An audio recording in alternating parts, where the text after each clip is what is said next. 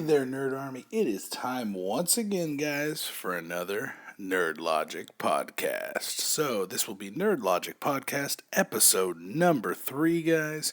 So, this week in the nerd world, we had some big things drop, we had some cool things drop, and we had some stuff we already kind of knew get announced and confirmed. So, let's get into the first one, guys. My favorite thing that happened this week is going to be I'm a huge fan of the DC TV universe. I'm also a huge fan of Constantine.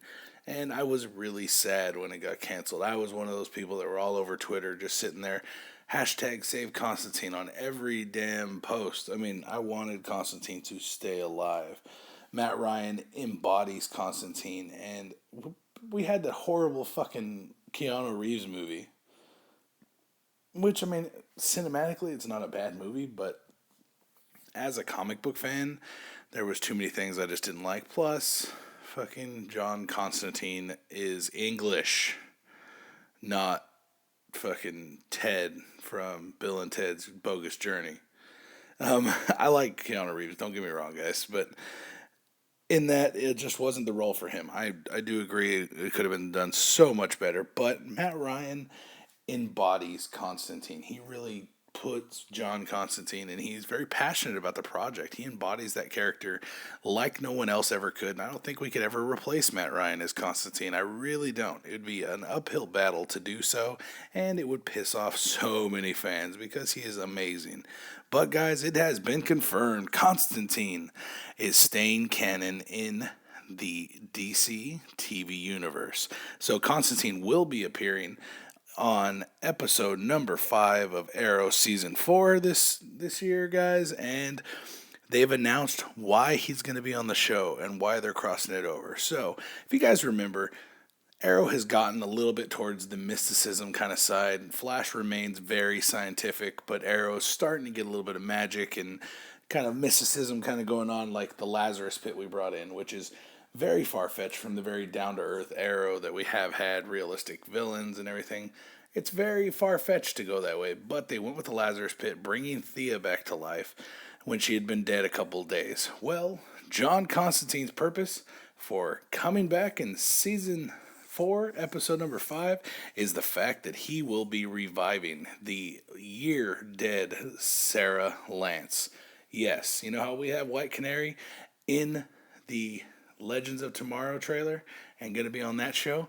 John Constantine is the way she's coming back to life, guys. Yes, it has been confirmed, and we will be seeing Sarah, and there's been promotional set photos of Sarah standing next to John Constantine and Green Arrow, Oliver Queen. So, on the set. So, obviously, I'm really excited for this, guys. Constantine is a huge character to me. I love the Hellblazer comics, and Constantine has always been one of my favorite, and I'm really hoping one day we're going to get a Justice League Dark, and I know that the TV universe and the DC cinematic universe are not coinciding with each other, and they're not going to exist. They're basically parallel universes to each other.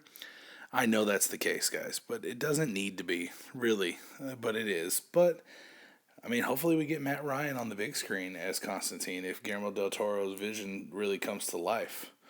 If you guys didn't know, Guillermo del Toro was working on a Justice League Dark movie for DC, but I think it kind of got put on hold last time I remember. It got put on the back burner. But this would be an amazing casting because Matt Ryan really does embody Constantine. He does such a good job as a character, and I'm not going to lie, guys. We need to bring back Zed.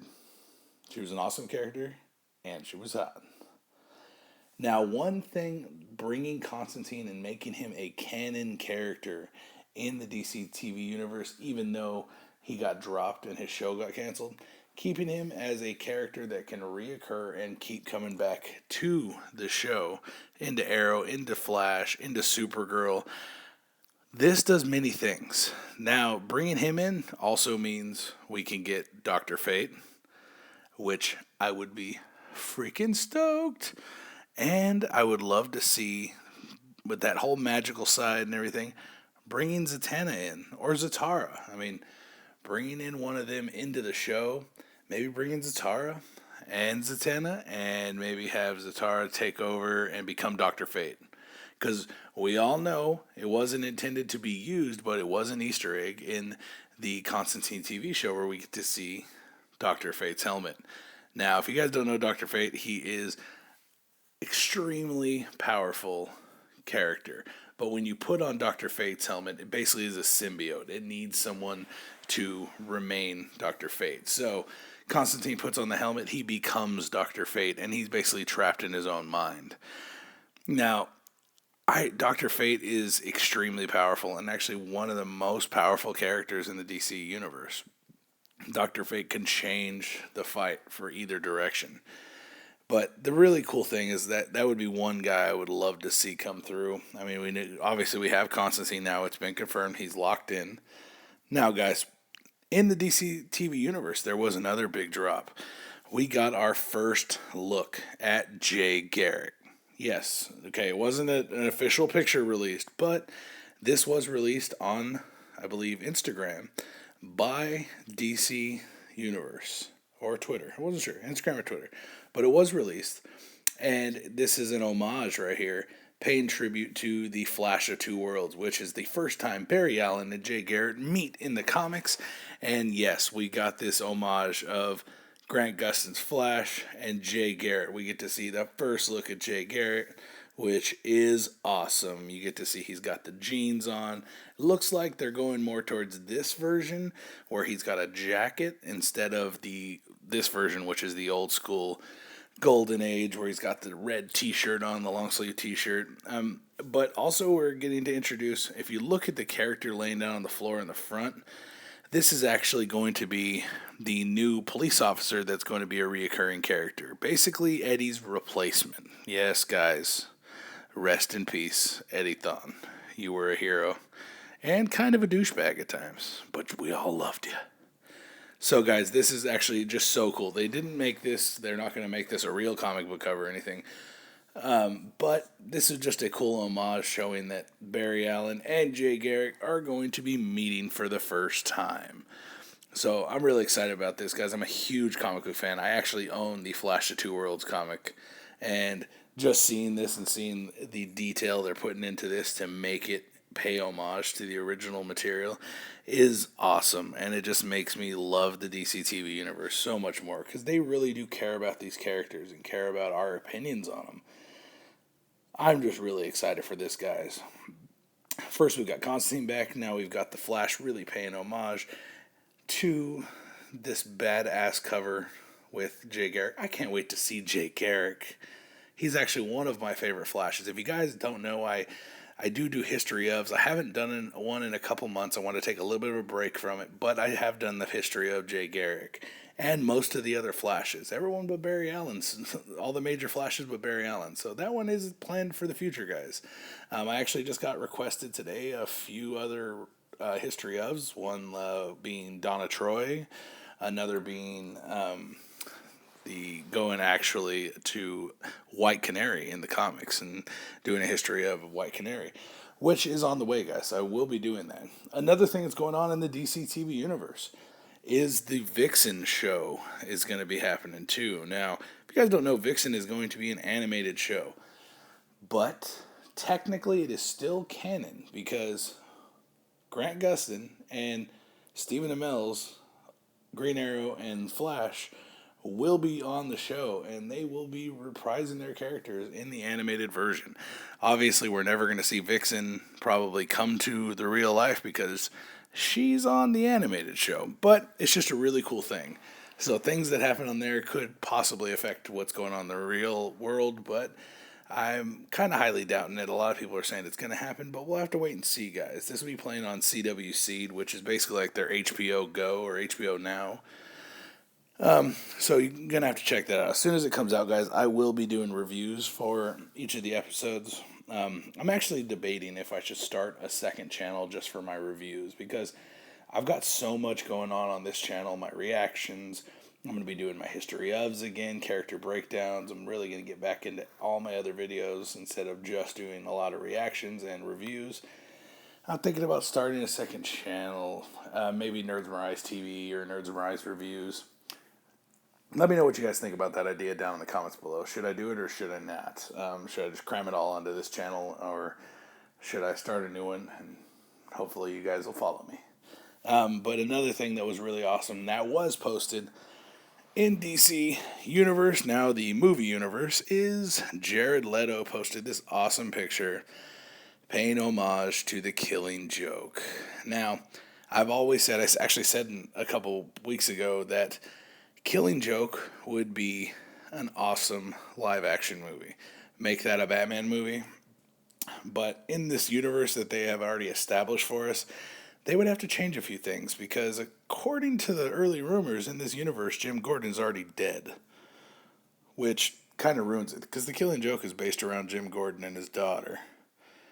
So maybe it won't happen. But Jared Leto did push this picture out. Obviously, you can see he looks like the Joker from The Killing Joke, wearing the same kind of outfit, paying homage to that version of the Joker, which is freaking awesome. My favorite Joker story by far.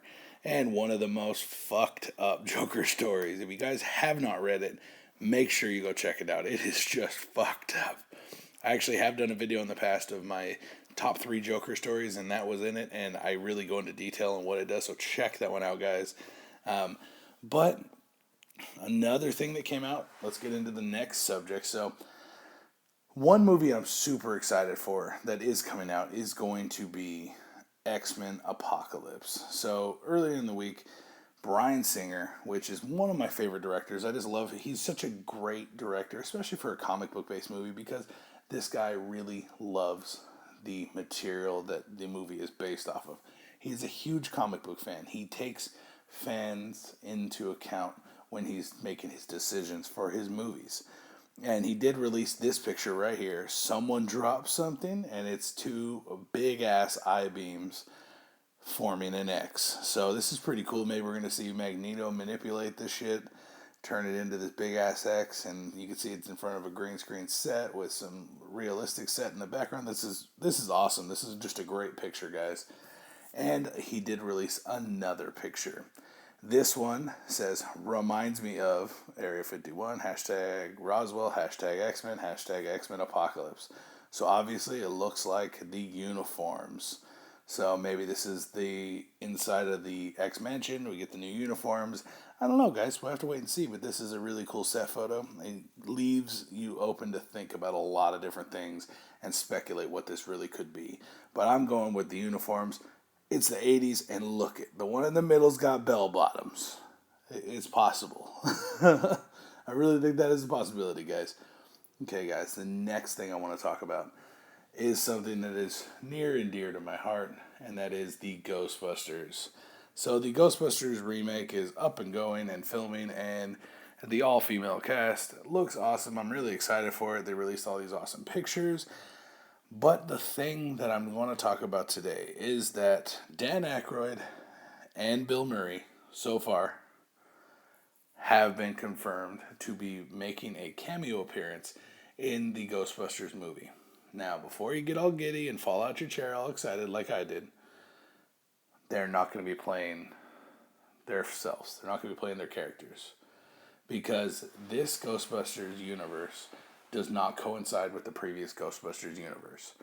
That is the one thing I'm not all that happy with, because basically what the whole premise of the Ghostbusters movie, what I originally had heard, is that the Ghostbusters did such a big bang out job that they started opening up different Ghostbusters all around other major cities in the world. And this is supposed to take place in a different major city. But I could be wrong. That's just what I initially heard, guys. But Venkman is going to be there, but he's not going to be Venkman. And Aykroyd will be there as his character, but he's not going to be playing this character. They're going to be random ass fools, but they will be in the movie. Now, I still haven't got a confirmation yet on Ernie Hudson. Come on, Ernie Hudson. Let's just make it 3 for 3, because we already know we can't have Egon. Oh, God. Rest in peace, Egon. You my boy, Egon.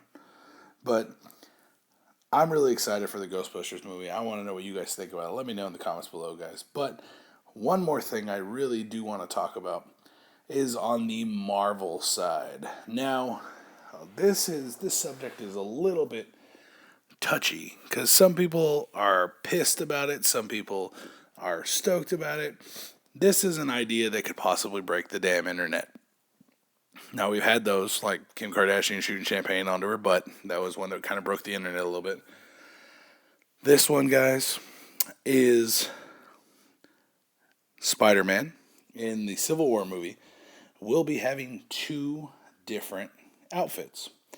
The first one being a homemade version that a 14 or so year old child could get his hands on and make.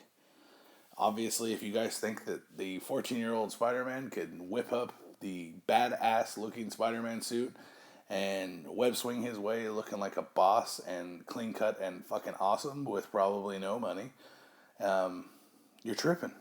And this is the first movie that's really going to address that. A high school student could not make this badass uniform or this badass suit with a very limited budget. It'd be very difficult to make.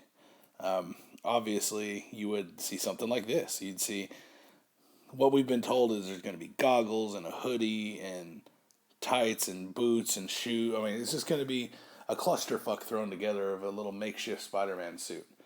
And that's great and all. And in the movie, a certain billionaire playboy philanthropist is supposed to be gifting him with a suit. Now, guys, a lot of people are just assuming that's going to be the red and blue suit. It could be. But it also, if you guys know Civil War, what did Tony Stark give Spider-Man in the Civil War? He gave him the Iron Spider suit. So that's what I'm thinking. Okay, we could see the new badass red and blue suit, or maybe that could just wait until the standalone Spider-Man movie. Or we could see the Iron Spider suit, which would be fucking sick. Oh my god. Tony Stark designing a badass Spider-Man suit, that shit would be awesome. If you guys don't think so, I'm sorry. Your taste and opinion don't matter. Because in Iron Man, those suits are sick in the movie. They look so fucking realistic and good. I would love to see the yellow and red Spider-Man suit, the Iron Spider, with the big old fucking tentacle arms that come out. And oh my god, the shit would be awesome. But guys, yes, if you look, I mean, they kind of, in the Sam Raimi movies, they did pay homage to it, and he had a little makeshift suit during the wrestling event, which is good. But, I mean, fucking, in The Amazing Spider-Man, he just magically had this badass suit that looked fucking gangster, and fucking Andrew Garfield can't sew. Come on, be realistic. You know his ass can't sew. But, I mean, guys, this is just another subject that a lot of people are up in arms about, just pissed off about. And you guys gotta let it go. Just be like Frozen and let it go. Let it go. Yes, guys. But make sure that you guys let me know what you guys thought about all these things we talked about today. Let me know what you think about the new Spider-Man suit, Jared Leto's picture, the Ghostbusters, being in the movie but not being the Ghostbusters, and all the amazing things coming out of the DC TV universe. And are you stoked that Matt Ryan's here? Hashtag save Constantine. Hell yeah. Okay, guys. But thank you very much for tuning in to this week's podcast. Make sure you tune in next week. I do film these every Wednesday night, and I will be doing the next one next Wednesday night. Sometimes I don't get to post until Thursday, or late, or early Thursday. But make sure you guys tune in, and if you have any Q&A questions, feel free to submit them to me. I always love to react and talk to all my subscribers and really interact with all these subscribers, because you guys are awesome and you're the reason I do this. Well, guys, thank you very much for tuning in. Make sure you guys hit that thumbs up button if you would be so kind, and make sure you smash that subscribe button to keep up with me and everything I do on this channel every single day, guys. I'm Andrew. You have been watching Nerds Memorized. Peace out.